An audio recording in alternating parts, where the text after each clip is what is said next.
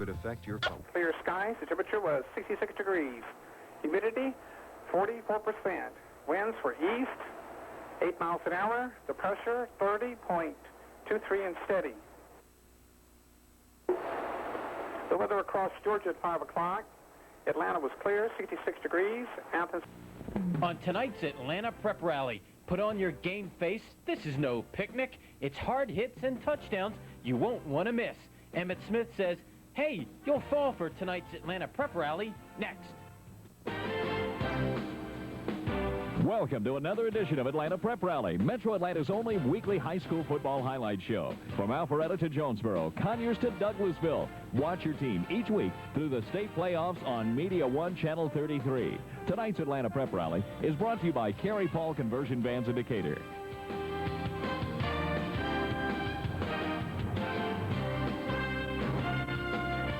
But get ready for the fastest 30 minutes in television, Atlanta, from the Longhorn Steakhouse. 10 games on tonight's Atlanta Prep Rally that you are sure to enjoy. I'm Eric Hunter. And I'm Stan Autry of the Atlanta Journal and Constitution. And this week we have 7 teams making their debut on our highlights. And yes, of course, Lovett and Lovejoy, our 2 love schools, and Druid Hills, Stevenson, South Cobb, and on and on. Plus, out at South Gwinnett High School, one of their players set the world record for the longest forward pass ever. Well, sort of. That's tonight's Minute Mike. And we also have an opportunity for you to call in and win a $30 gift certificate to the Longhorn Steakhouse on our trivia question. But we're going to start out with tonight's highlights. Let's go to Region 5 AA. Avondale taking on Grady Friday night. And that's followed by Region 5 Quad A action, South Cobb and Harrison. Avondale looked to tear into Grady Friday, but the Gray Knights had other plans. An early interception stopped quarterback Romero Head, and Grady has it deep in its own territory. Both teams having a tough time hanging on to the pigskin. Johnny Leary finds some room, but Orondai Cox puts a hat on him, and Antwain Vaughn recovers for Avondale. Nice hands, Antwain. Coach Kitchens tells his quarterback, I don't want to see you do that, but Head doesn't oblige. With his arm barely hanging in its socket, Grady forces a fumble, and quick as a cat, Rashad Roberson dives on it for Grady. Homer Hill says, now if I ask you nicely, please don't fumble, but his Grady team is also in the mood for giving. Enough lowlights. Let's show you some Avondale razzle-dazzle. Head pitches to Tremaine Callaway, and Callaway's going to throw it back to Head, who makes a leaping grab. Touchdown Avondale, 6-0 Blue Devils. Later, Avondale has it again, but fumbles again, and this time they'll pay. Big Donta Gaithers picks up the freebie, and he's off. And he'll get near the goal line and set up a 4-yard score by Rashawn Roberson. The 2-point conversion makes it 8-6 Grady. But Romero Head would score again for Avondale, and that 14-8 lead would be enough for the victory. Avondale improves to 2-2, while Grady falls to 1-3. That's right, darling. Your Hoyas take on South Cobb tonight. And Daniel Cobb, well, he'll try not to let you down. Already leading 7-0. Cobb hits Corey Patterson in the flat, and the speed does the rest as Harrison goes up 14-0. But the big man tonight is Ben Foster. At 5'5", 180 pounds, the junior tailback just rips through the Eagle defense. And then late in the second quarter, he finds the end zone for the second time tonight as Harrison closes out the first half up 21-0. The Hoya defense was just relentless in the first half. Now to the second half, and Coach Cobley's team continues to roll on, or should I say run, because Foster scores his 3rd touchdown of the night and would finish the game with 210 yards rushing. Late in the 3rd, the Eagles finally hit pay dirt. Josh Nesbitt hits Aaron Boatner on the slant, and it's 28-7. But Daniel Cobb would answer right back. Here he hits his tight end, Tyshawn Lowe, over the middle, and it's clear sailing for Lowe and the Hoyas as they go on and win their 4th straight victory. Harrison will take this week off, and for South Cobb, well, they'll try to rebound this Friday against McEachern. Well, in the past, we normally see McEachern and Alexander in the playoffs from Region 5, but Harrison, state playoffs last year, the playoffs before that, they haven't been around that long. How has Coach Cobley gotten the Harrison Hoyas to where they are today? Well, for one thing, they've got a great area over there. They drew from the McEachern area. There's an awful lot of talent over there. He's gotten them playing together as a group, brought this group along together, and he's got a great quarterback, and they can score a lot of points. Let's talk about that quarterback a little bit. People are calling him the next Eric Zier. Daniel Cobb, an outstanding player. Well, Daniel Cobb's a big kid. He's like 6'4", about 220. got a good grade point average, smart kid, and just has a wonderful arm, good presence in the pocket, and can get it downfield. And a great cast of characters around him. Ben Foster, Corey Patterson, some good talent out there at Harrison. Now, there's some good talent out at Norcross High School. Let's go to their highlights. They took on Tucker this past weekend, and that's followed by Lovett and Cedar Grove. Mo, Larry, and Curley at Norcross Friday night as the Blue Devils hosted Tucker. The Tigers trailing by 7 in the third, but on the prowl. Kwanzaa Carson moving the ball to the Norcross 2. Quarterback Antonio Bolton would sneak it in from there to tie the game at 21. Coach Caldwell's offense fought back for Norcross. Running back Rod Jones takes the pitch from quarterback Rick Miller. He bolts around the end before being knocked out of bounds at the 10. The Blue Devils would score a few plays later to retake the lead 28-21. But Tucker clawed their way downfield, and Bolton scored on the 4-yard run to tie it at 28 all. With time running out, Keith Maloof's Tigers got themselves in position for the game-winning field goal. The ball is down, the kick is up, but the ball is just wide. We'd go to overtime and penetration. Norcross needed to get inside the Tucker 43 for the win, and Rod Jones dives to the 42 as the Tigers fall in a close one. Definition of close, about as close as you can get.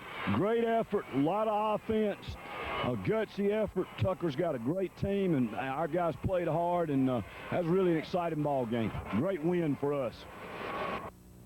Friday night, Norcross hosts Parkview, and Tucker plays Lakeside. Cedar Grove head coach Ozzie Harrell knows it's going to take some big plays to beat state-ranked Lovett. Well, trailing 20-12, he gets one as Curtis Bowden recovers the fumbled punt.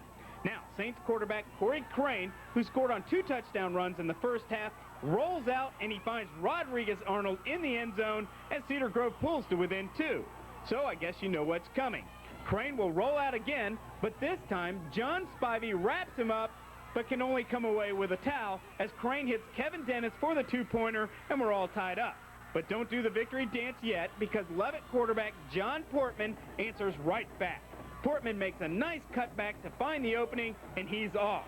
Kennard Carter will run him down inside the 20, but 3 plays later, Portman finishes off what he started as Lovett regains the lead 26-20. Now let's go to the 4th, and time's running out, and the Lions defense holds strong against Cedar Grove as Coach Rayleigh's team will hold on for this victory. Well, I thought Cedar Grove did a great job on offense. We have a little trouble with that particular type of offense, but our defense did a pretty good job at the end and came up with some big plays. You know, our offense, I felt like, did a good job most of the night moving the ball. Wow, you gotta love it. What an amazing game. Lovett hangs on to win. They've built quite a tradition over there. Another private school, a lot like Marist. Right, and that tradition goes back to Bill Conley when he was the coach there. Jeff Hollis built it up more, and Bill Rayleigh has just continued to build that winning tradition. They seem to always be in the state playoffs. We'll probably be there again this year. And we got to talk about Westminster. They finally get to play them, their neighbors right down the street. Well, it seems like they've always played, but this year it means something. They're in the same sub-region, and both those teams should go to the state tournament this year. And that game is November 1st, so be sure to watch that. And now it's time to take a look at our Player of the Week. He is senior quarterback Romero Head from Avondale High School. Romero led Avondale in that comeback victory over Grady on Friday by scoring both touchdowns. He rushed 10 times for 53 yards and 1 touchdown. He also caught a 15-yard touchdown pass and threw for another 50 yards. An outstanding all-around game for Romero Head, our Carey Paul Conversion Van's Player of the Week. And now let's go out to Clarkston High School and Chuck Baratini for the presentation of last week's award. Thanks, Eric. Carey Paul Ford Conversion Vans, the #1 van dealer in the world, is proud to present this week's Player of the Week award to Donald Houseworth, Clarkston High School. Donald had an outstanding game. He was instrumental in this win. Carried the ball 16 times for 97 yards. Scored the winning touchdown. Tremendous effort, Donald. We're proud of you. Congratulations. Have a great year. Thank you. You got to hand it to Chuck Baratini and Carey Paul Conversion Vans. They do a great job each week with our Player of the Week award. And still to come on this week's APR, an eagle who flies 2 ways for South Cobb, and a 3-way group of highlights follows that. We'll see if there are any upsets when we come back. After a hard day on the job, where does world champion pitching coach Leo Mazzoni go to relax? It could be his favorite restaurant, his favorite rocking chair, or maybe you'd find him in his favorite mode of transportation. After all, Leo knows all about Kerry Paul Ford, where he bought a van chassis and then paid just $99 to get the conversion van of his dreams. 99 bucks buys all this. Only at Kerry Paul Ford, I-20 in Wesley Chapel, Decatur. Just like the Atlanta Braves, #1 in the world. We got slow roasted lips, smacking tender prime rib. It's so dang juicy you might need a bib. It's all seasoned up and ready to carve. Scoot your boots in here, you look like you're about to starve. So buckle, kick back, chow down and longhorn. Buckle, kick back, chow down and longhorn. Buckle, kick back, chow down and longhorn. Steakhouse, baby. Community banking is what Bank of North Georgia is all about.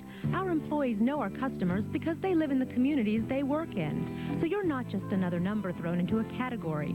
From our tellers to our bank president, Bank of North Georgia is making sure each and every one of our customers is getting the personal attention and satisfaction they deserve.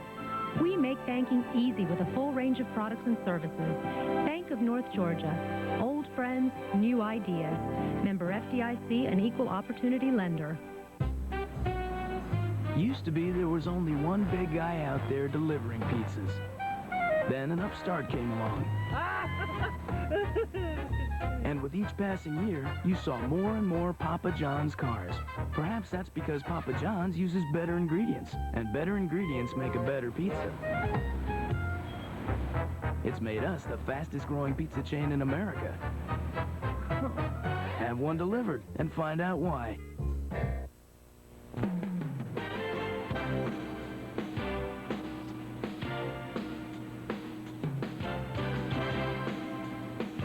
Welcome back. Now let's travel to South Cobb High School to meet our good citizen. He's number 34, Jermaine Avery. Jermaine's a two-way starter for Eagle head coach Scott Jones. Jermaine is our leader and team captain this year. Jermaine Avery, number 34, because of everything he does for us. He plays both ways.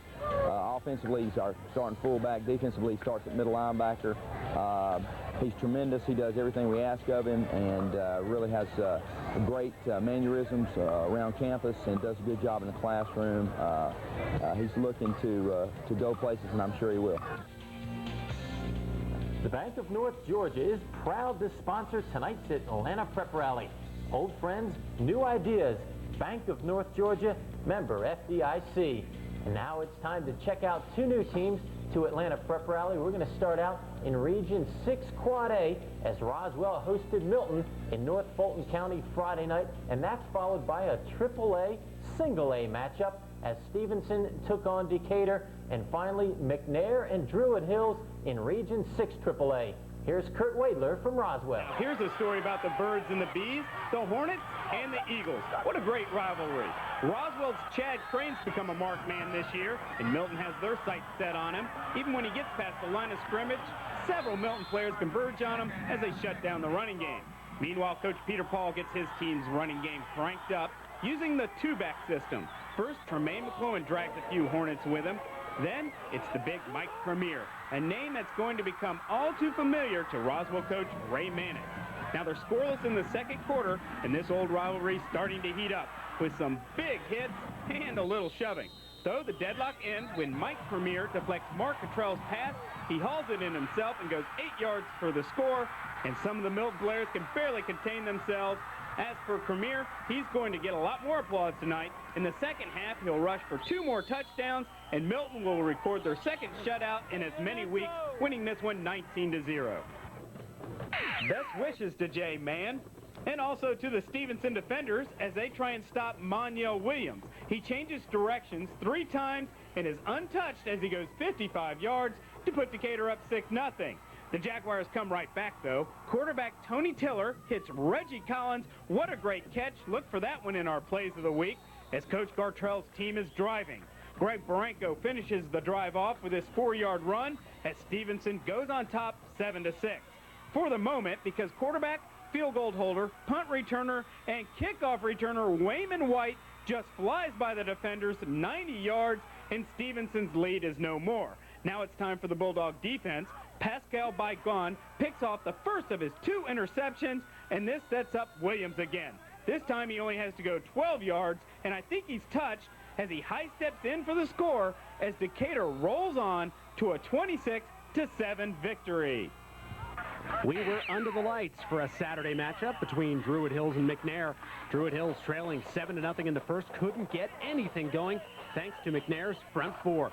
The Red Devils forced to punt, but look out, the snap is through the hands of Conrad Monfordini, and Chris Jackson gets there for McNair, scoops up the fumble, and he's in for the easy 6. Coach Zarbniski's team was quickly down 14-0 in the first. McNair added to it. Quarterback Corey Stevens connects with Jamar B. He makes the nice move, and it's 21-0 Mustangs. Druid Hills had trouble all night long against McNair's defense. Jerome Clark introduces himself to Cedric Wright. Druid Hills forced to punt again. Eddie Phelps back deep for McNair. He would return the punt around the corner, getting some nice blocks as he heads for the end zone. This score would make it 38-0. McNair looks impressive as they win it big, 65-0. Well, in the east sub-region of Region 6, that could be wide open this year. Tucker not as strong as they normally are, but McNair, maybe they have a shot. Well, being a McNair graduate that I am, they do look pretty good in that sub-region. But on the other hand, they played Lakeside in the first week of the season and just got creamed. So you got to keep it in perspective a little bit. But McNair has made a lot of improvement since that first week. And they did unretire your number, unfortunately, Stan. But on the other side, now Druid Hills, a long tradition of football over there. They weren't playing last year, and this year, back in it. How many more years till they can compete with teams like Marist and Lakeside, who are obviously the cream of that crop? Well, I don't know if they're ever going to get to that point. They just need to be competitive in their region. But the question they had to ask themselves when they started the program back this year was whether they wanted to play the region schedule and have to play Lakeside and Marist and those kind of schools, and they decided to go ahead and do it. I may be second-guessing that decision right now just a little bit. Well, good luck to Coach Zarbniski and the rest of the Druid Hills program. And Atlanta Prep Rally continues with our quest to give away free Papa John's pizza, plus our quest to find the most entertaining plays of the week and the best highlights, so stay tuned. From a troubled youth to the United States Navy, night school at Kennesaw State while he helped build a successful business. But Steve Thompson's greatest pride is his family and the things he's done for others. Laws to protect children and senior citizens, Hope scholarships for Georgia students, and a 10-year fight to take the sales tax off food, a fight he won this year. Steve Thompson, because we need substance from our state senator. We did look at other insurance companies, and they were not interested in working with us. Fortunately, Chamber Select is. From the Metro Atlanta Chamber of Commerce and Blue Cross and Blue Shield of Georgia, Chamber Select gives your business a quality health care option, offering premiums and prices you can count on. Claims were paid promptly. Probably the most important part was that those 4 words, Blue Cross Blue Shield, were there. To be there for you, call 586-8455.